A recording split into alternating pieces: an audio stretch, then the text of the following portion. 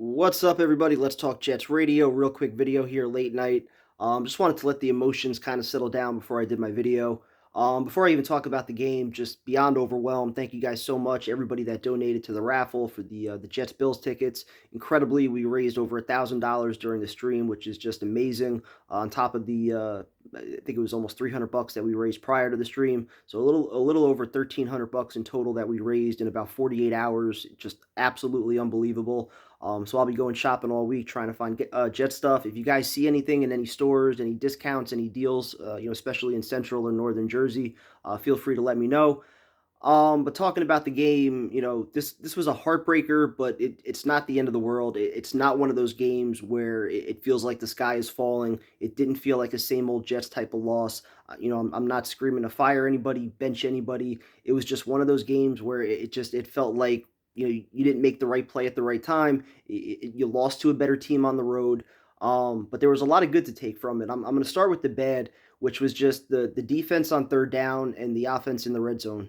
Those I think were the two biggest things that prevented the Jets from winning this game. The defense, especially in the first half, just couldn't get off the field on third down. They weren't really giving up any big plays. I thought throughout the day they really did a phenomenal job on Jefferson, kind of shut him down, took him out of the game, minus the touchdown late, which DJ Reed absolutely owned after the game. But I think the defense did a good job making adjustments. But again, it was the third downs, the third and shorts early on. They couldn't get off the field. Vikings put up 20 points in the first half, not like our defense at all. But you give them credit again for making the adjustments, bouncing back in the second half, and giving the offense an opportunity.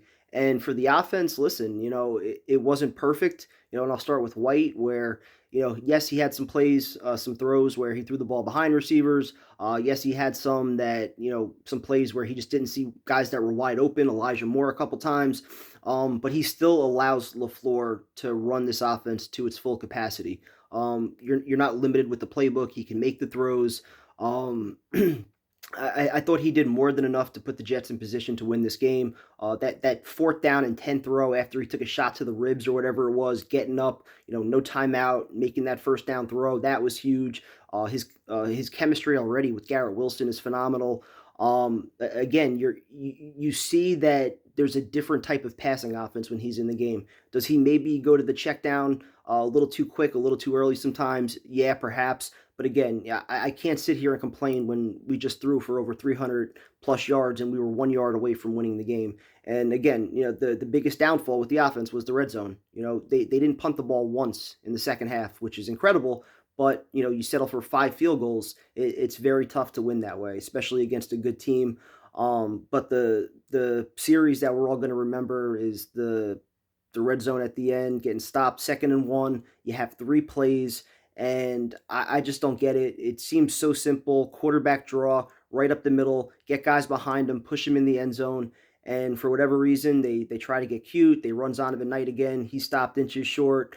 They try to play the play to Garrett Wilson in the back of the end zone, which went absolutely nowhere. And then I thought Barrios should have been able to catch that ball on 4th and 1. Couldn't bring it down. Still got another chance after that. Mike White throws the interception, and that's it. So a lot of good. I still think the offense is doing a lot of good things. They're moving the ball. I'd like to see Elijah Moore get more involved. Again, he was open at times. White just didn't see him, unfortunately. So he's far from a perfect quarterback, but he's also far from being the Jets' problems right now. It's night and day what this offense can do when he's been in there versus what they were doing when Zach's been in there. I still don't even think that's a conversation right now. Does White have to be a little bit smarter with the football at times, especially when facing some better defenses? Absolutely. But again, he did more than enough to rally this team in the second half and give them a chance to win. So for me, this does not feel in any way, shape, or form like a same old Jets type of loss. This was a competitive game against a competitive team where the defense made adjustments. The offense rallied in the second half. They moved the ball the entire second half. They just couldn't make the big play when it counted. So I'm disappointed. I'm frustrated, but it's also a loss to an NFC team. You're still right now the number 7 seed. You're in the playoffs. You control your own destiny. You have a game lead over the Patriots and the Chargers. So there's a lot to look forward to, but obviously next week is going to be huge. It's going to be tough.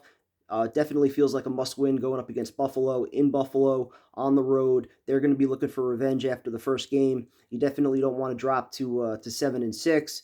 And if the Patriots win, they own the tiebreaker. You don't want to let the Chargers start to get hot. So a lot of things in play, but I'm encouraged. I'm optimistic. Had some injuries during the game. A lot of guys came back though. So I'm feeling good. This was not a same old Jets type of loss for me. It was a competitive team out there that did a lot of good things well, but just couldn't make the big play when it counted. And a lot of that just comes from experience. This is a young team that's still learning to play in those big moments and in those big games. And so, these were the type of losses that I think we all kind of thought before the season started that we'd be okay with. I'm okay with it. It stings a little bit more because it's in December, and it's because we're in the playoffs and we're in the hunt, and we want to secure that spot. But again, it's an NFC team. We got the Bills next week. We win that. This game doesn't matter. So hope you guys enjoyed. Thanks again for all the support. Talk to you tomorrow night.